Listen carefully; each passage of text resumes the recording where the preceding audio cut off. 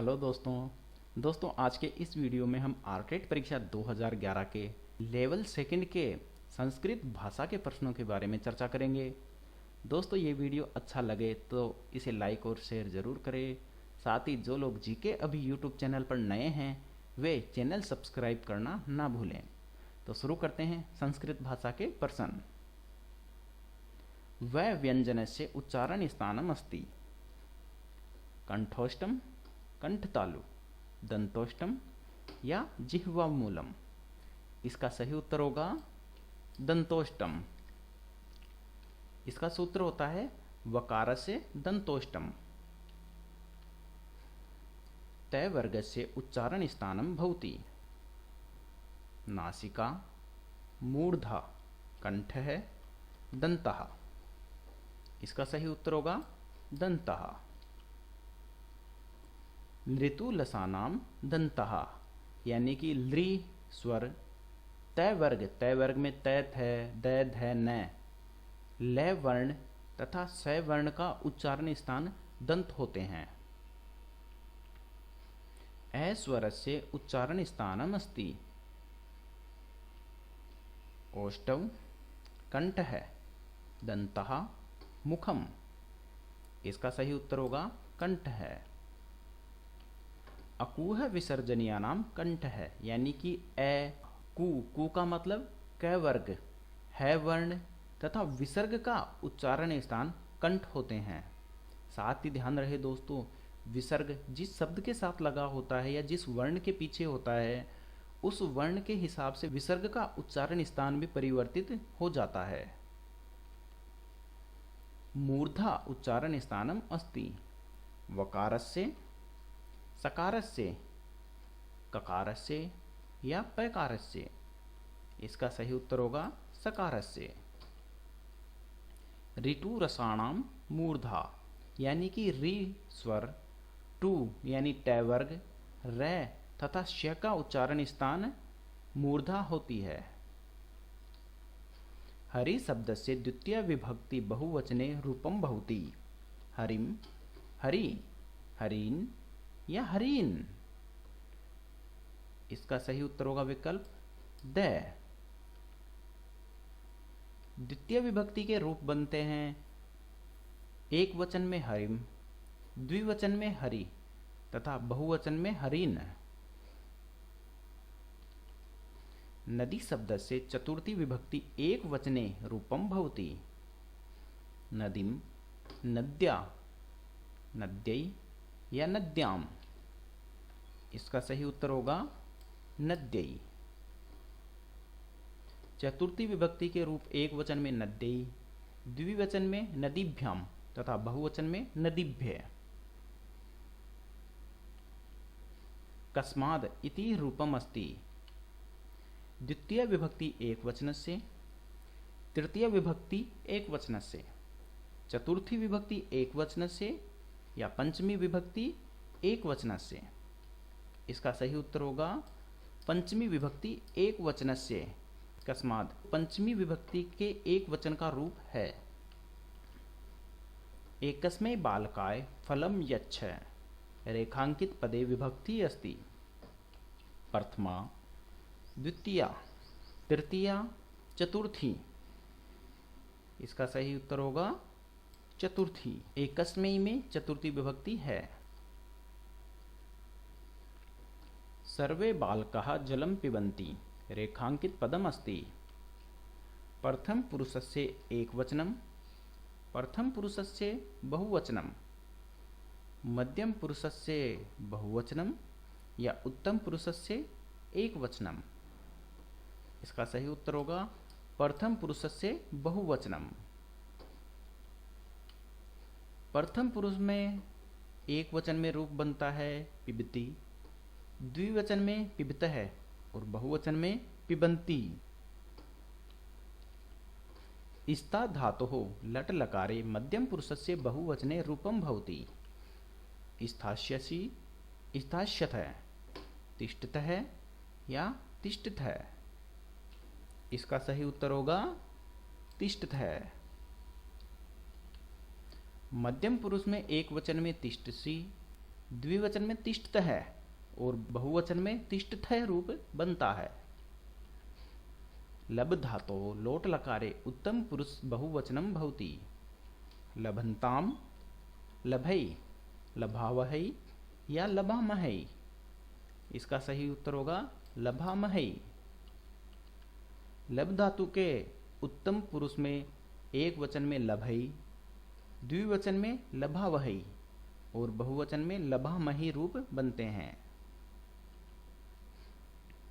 वयम आत्मानं जयेम रेखांकित पदम अस्ति। विधिलिंग लकारस्य मध्यम पुरुष बहुवचनम। विधिलिंग लकारस्य उत्तम पुरुष बहुवचनम, विधिलिंग लकारस्य उत्तम पुरुष एकवचनम या विधिलिंग लकारस्य प्रथम पुरुष एकवचनम। तो यहाँ जयम जो शब्द है यह है विधिलिंग लकारस्य उत्तम पुरुष बहुवचनम। उत्तम पुरुष में इसके रूप बनते हैं एक वचन में जयेयम, द्विवचन में जयेव तथा बहुवचन में जयेम। सह रिक्त स्थान बदिरः, अत्र रिक्त स्थान शुद्ध रूपम भविष्यति। करणाय, कर्णेन, करणात् या कर्णस्य। इसका सही उत्तर होगा कर्णेन। येनांग विकार है, येनांग अंगेन विकृतेन अंगिनः विकार लक्ष्यते ततः तृतीयाशात। यानी जिस अंग से किसी की विकृति का पता चलता है तो उस अंग में तृतीय विभक्ति होती है। तो यहाँ जैसे कर्णेन यानी कान से बहरा है तो कान में विकृति है तो कान में ही तृतीय विभक्ति हो गई है। सह कर्णेन बधिरः। रामः मूर्खेण ईर्ष्यति रेखांकित पदे शुद्ध रूपम भविष्यति। मूर्खम, मूर्खाय, मूर्खात् या मूर्खस्य। इसका सही उत्तर होगा मूर्खाय। क्रुद्ध द्रुह ईर्ष्य सूयार्थानाम यम प्रतिकोप है। क्रुद्ध द्रुह ईर्ष्य और असूय अर्थ वाली धातुओं का प्रयोग होने पर जिसके प्रति कोप दिखाया जाता है यानी जिसके प्रति क्रोध दिखाया जाता है उसकी संप्रदान संज्ञा होती है। तो यहां पर राम है मूर्खाय ईर्ष्यति यानी राम मूर्खों से ईर्ष्या करता है। शुद्ध रूप मूर्खाय होगा। सीता जनकम सह विद्यालयम गच्छति रेखांकित पदे शुद्ध रूपम अस्ति। जनकेन, जनकाय, जनकात् या जनकस्य। इसका सही उत्तर होगा जनकेन। सीता जनकेन सह विद्यालयम गच्छति। यहां सूत्र है सहयुक्ते अप्रदाने सहवाची यानी 7 अर्थ वाले अव्ययों सह, समम, साकम, सार्धम, सत्रा, युगपद इन सभी अव्ययों के योग में अप्रधान कारक में तृतीय विभक्ति होती है। जिस प्रकार यहाँ दिया गया है सीता जनकेन सह विद्यालयम गच्छति वैसे ही पिता पुत्रेण सह आगत है। तो अप्रधान कारक यहाँ पुत्र है तो पुत्र में तृतीय विभक्ति होकर पुत्रेण बन गया। नमः स्वस्ति स्वाहा स्वधा योगे विभक्ति ही भवति। प्रथमा, तृतीया, चतुर्थी, पंचमी। इसका सही उत्तर होगा चतुर्थी। इसका पूरा सूत्र है नमः स्वस्ति स्वाहा स्वधा अलम वसट योगाश्च यानी नमः स्वस्ति स्वाहा स्वधा अलम और वसट के योग में चतुर्थी विभक्ति होती है। राजपुरुष है अस्मिन् पदे समास है अस्ति। अव्यय भाव तत्पुरुष है क्रमधार्य या द्वंद्व समास है। इसका सही उत्तर होगा तत्पुरुष समास है। राजपुरुष का लौकिक विग्रह राज्ञ पुरुष है और अलौकिक विग्रह राजन नस पुरुष सु बनता है। घनश्याम है अस्य समासस्य विग्रह अस्ति। घन है च श्याम है च घन इव श्याम है। श्याम है घन इव या घने श्याम है। इसका सही उत्तर होगा घन इव श्याम है। यह घनश्याम है का समास विग्रह होगा। यह इसका लौकिक विग्रह है। अलौकिक विग्रह इसका होगा घन सु श्याम सु। त्रिभुवनम अत्र समासः अस्ति। क्रमधार्ये तत्पुरुषः बहुव्रीहि या द्विगुः। इसका सही उत्तर होगा द्विगुः समास है। संख्या पूर्व द्विगु, यानी जिस शब्द में पूर्व में संख्या पद आ जाता है वहां द्विगु समास होता है। तो जैसे भुवन से पहले संख्या त्रि दी गई है तो त्रिभुवनम, तो यहां पर त्रिभुवन में द्विगु समास हुआ है। प्रायेणो उभय पद प्रधानो समासः भवति, यानी प्रायण जहां उभय पद प्रधान होते हैं या उभय पदार्थ प्रधान होते हैं वहां पे समास होगा। द्वंद्व समास है, तत्पुरुष समास है, द्विगु समास है या बहुव्रीहि समास है। इसका सही उत्तर होगा द्वंद्व समास है। द्वंद्व समास का सूत्र है चार्थे द्वंद्व, यानी अनेक सुबंध चार्थे वर्तमानम व समस्यते से द्वंद्व है। च अर्थात और के अर्थ में सुबंधों का समास होता है। द्वंद्व समास में दोनों पद प्रधान होते हैं, अतः इस समास को उभय पद प्रधान समास भी कहते हैं। यहाँ चार्थे द्वंद्व में च जो प्रयुक्त हुआ है, यानी सूत्र में प्रयुक्त च के चार अर्थ हैं: समुच्चय, अनुवाचय, इतरेतर योग एवं समाहार। चयनम अस्य शब्दस्य संधि विच्छेदः अस्ति। च प्लस अयनम, ची प्लस अयनम, चे प्लस अयनम या चे प्लस यनम। इसका सही उत्तर होगा चे प्लस अयनम। यहाँ पर एचो ए वायावह सूत्र से अयादि संधि हुई है। एच प्रत्याहार के स्थान पर ऐ, अव, आय और आव हो जाता है। देव प्लस ऐश्वर्यम अत्र संधि भविष्यति। देवेश्वर्यम, देवैश्वर्यम, देवस्वर्यम या देव अवर्यम। इसका सही उत्तर होगा देवैश्वर्यम। वृद्धि रेची, इस सूत्र के द्वारा यहां पर वृद्धि संधि हुई है। ए और ए मिलकर ऐ बन गया। पेष्टा अत्र संधि अस्ति। इष्टुत्व, इष्टुत्व, जसत्व या पूर्व रूप। इसका सही उत्तर होगा इष्टुत्व संधि। पेष्टा में इष्टुत्व संधि हुई है। इसका सूत्र है इष्टुनाष्टु, यानी पेश है प्लस ता, तो से का से रह गया और ता के स्थान पर टा बन गया। शिवो अर्च्यः अत्र संधि विच्छेदः अस्ति। शिवः प्लस अर्च्यः, शिवा प्लस अर्च्यः, शिवी प्लस अर्च्यः या शिव प्लस आर्च्यः।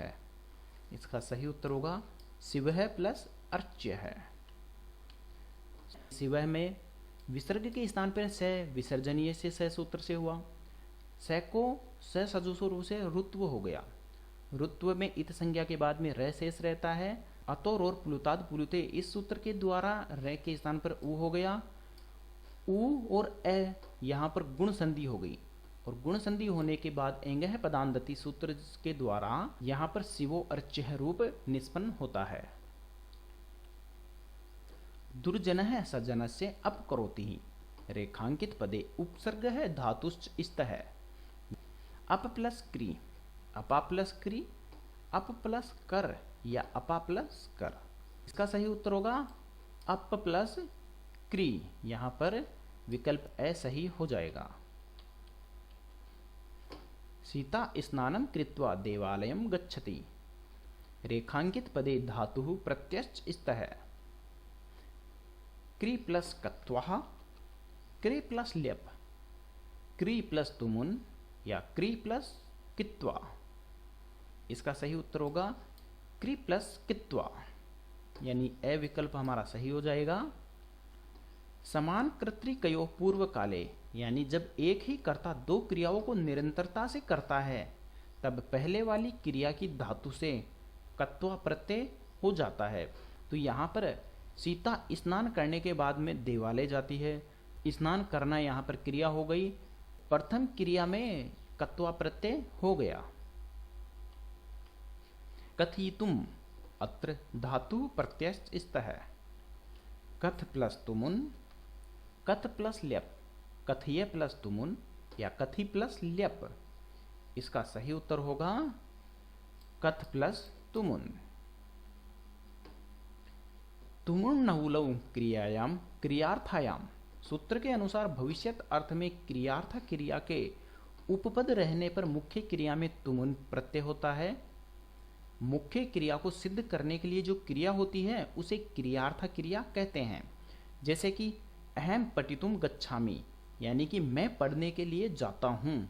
तो यहां पर पढ़ना एक अलग क्रिया हो गई और जाना एक अलग क्रिया। लेकिन पढ़ने के लिए जा रहा है तो जाना तो यहां पर क्रियार्थ क्रिया हो गई है और पढ़ना मुख्य क्रिया है। तो जो मुख्य क्रिया है यहां पर तुमुन प्रत्यय हो गया है। तो अहम पठितुम गच्छामि और तुमुन प्रत्यय से बनने वाले शब्द अव्यय हो जाते हैं। पौनः रिक्त स्थान वहति। रिक्त स्थाने अव्यय शुद्ध रूपम भविष्यति। कुत्रम, कुत्र, कुत्रा या कुत्रे। इसका सही उत्तर होगा कुत्र। पवनः कुत्र वहति, यानी पवन कहां बहती है। गोपाल मोहन से चतुर है इत्यस्य संस्कृतानुवादः अस्ति। गोपालस्य मोहन चतुरतरः, गोपालः मोहनेन चतुरतरः, गोपालः मोहनाय चतुरतरः या गोपालः मोहनात् चतुरतरः। इसका सही उत्तर होगा विकल्प द, यानी गोपालः मोहनात् चतुरतरः, यानी गोपाल मोहन से चतुर है। तो यहां पर गोपाल मोहन से अलग हो रहा है, ये पंचमी विभक्ति में रूप बनता है। मोहनात् में पंचमी विभक्ति हुई है। वे सब संस्कृत पढ़े अस्य वाक्य से संस्कृतानुवाद है अस्ति। ते संस्कृतं पठन्ति, ते संस्कृतं पठन्तु, यूयं संस्कृतं पठत, वयं संस्कृतं पठामः।